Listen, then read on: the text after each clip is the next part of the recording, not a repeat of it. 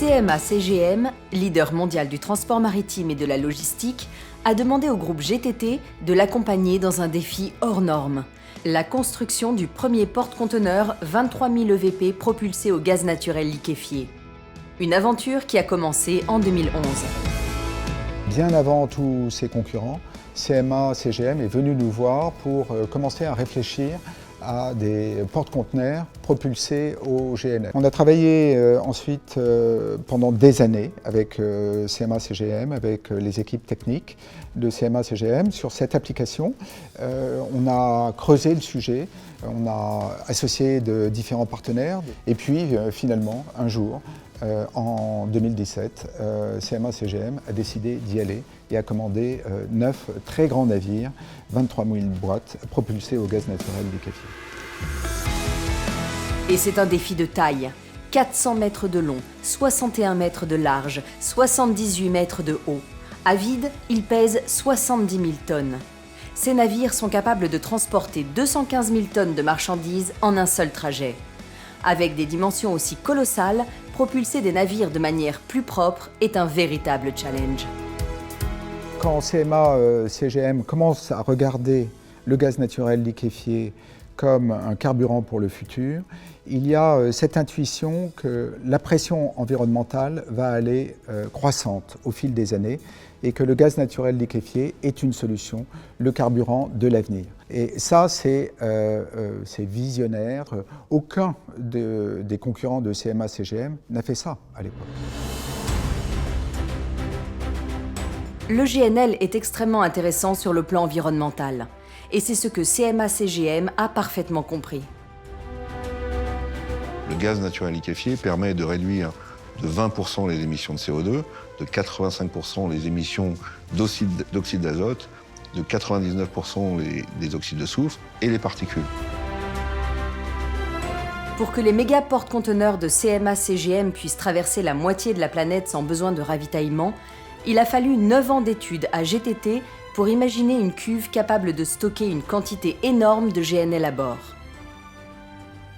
Pour atteindre sa forme liquide, le gaz doit être refroidi à une température extrêmement basse, moins 163 degrés.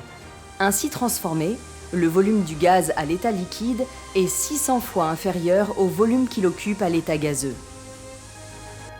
Il doit être conservé dans une cuve qui permette de l'isoler pendant toute la durée du voyage. Une cuve d'une résistance à toute épreuve. Il faut voir que ces très grands bateaux, ils se tordent sur la mer, sur les vagues. Et toutes ces torsions, elles se répercutent sur la cuve. Et la cuve, c'est un objet très particulier. Vous mettez ce liquide extrêmement froid, elle se contracte sous le froid. Et puis, quand la cuve est à moitié remplie, vous allez avoir le liquide qui va aller d'un côté à l'autre de la cuve, au gré du roulis du navire. Et il faut que la cuve reste absolument intègre, qu'il n'y ait pas la moindre fuite, non seulement pendant le voyage, mais aussi pendant toute la vie du navire, pendant des dizaines d'années. À bord du porte-conteneur, la cuve doit non seulement résister, mais aussi conserver la température du GNL. Pour cela, ses parois sont recouvertes de panneaux en polyuréthane de 27 cm d'épaisseur. Ces panneaux sont collés et fixés sur toute la hauteur de la cuve. Cette technologie développée par GTT offre aux cuves des bateaux une étanchéité quasi parfaite. Il faut bien inspecter toutes les zones.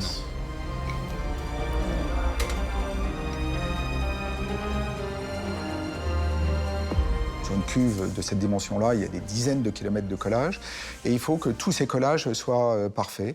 Et donc là, il est en train de vérifier si un collage a été bien effectué. Lorsqu'il y a un doute, les ingénieurs ont une technique surprenante de simplicité.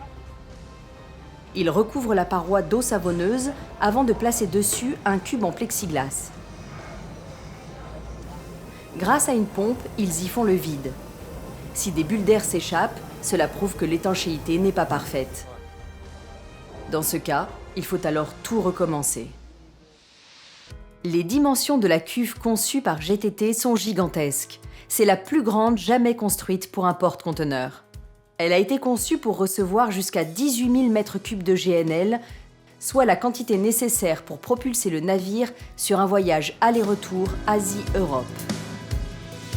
Pour acheminer le gaz liquéfié jusqu'au moteur situé à l'autre bout du bateau, il faut placer un extracteur assez grand et puissant, le mât gaz. Le mât gaz va supporter un élément fondamental du fonctionnement du navire, c'est-à-dire les pompes qui vont alimenter la chaîne gaz, lequel gaz va alimenter le moteur. Les ingénieurs de GTT ont dû concevoir un mât quasiment indestructible.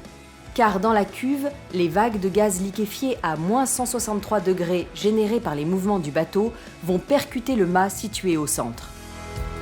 Et il va falloir que ça tienne pendant extrêmement longtemps. Donc c'est du très solide. C'est quelque chose de très impressionnant à voir. L'installation du mât se fait par le haut de la cuve. Il pèse 25 tonnes, mesure 6 mètres de large et doit être introduit dans une ouverture à peine plus grande. Il sera descendu à quelques centimètres au-dessus du fond de la cuve où ces 4 pompes vont extraire le GNL. Quand on voit ça, on se demande mais comment c'est possible? Comment ça va tenir? C'est suspendu au toit de la cuve et ça descend jusqu'en bas avec la pompe qui va pomper le liquide au plus près du plancher de la cuve. Une fois le mât installé, la dernière couche d'isolation est appliquée, la membrane primaire, une tôle d'1,2 mm d'épaisseur. C'est cette dernière couche, à l'aspect gaufré, qui donne de la souplesse à la structure. Son génie, c'est la souplesse qu'elle a. Et cette souplesse, elle est produite par ces ondes. Ces ondes sur ces plaques d'acier inoxydable qui vont se contracter sans exercer d'effort sur les kilomètres de soudure qu'il y a dans la cuve.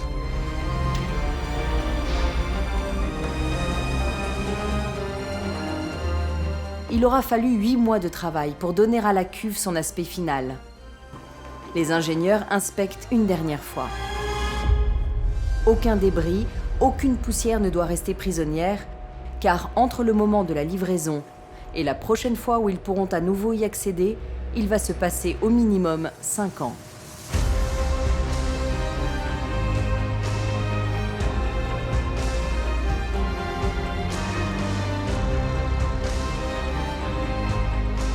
Mais avant de prendre le large avec ses premières cargaisons, le porte-conteneur est soumis à une dernière série de tests en mer. On va faire des essais que le bateau ne verra plus jamais. Il va voir ça une fois dans sa vie. 3, 2, 1, start! L'intégralité de ces équipements est alors contrôlée en conditions réelles. Les radars, cartes électroniques, mais aussi les éléments mécaniques comme les réactions du moteur et sa consommation en GNL.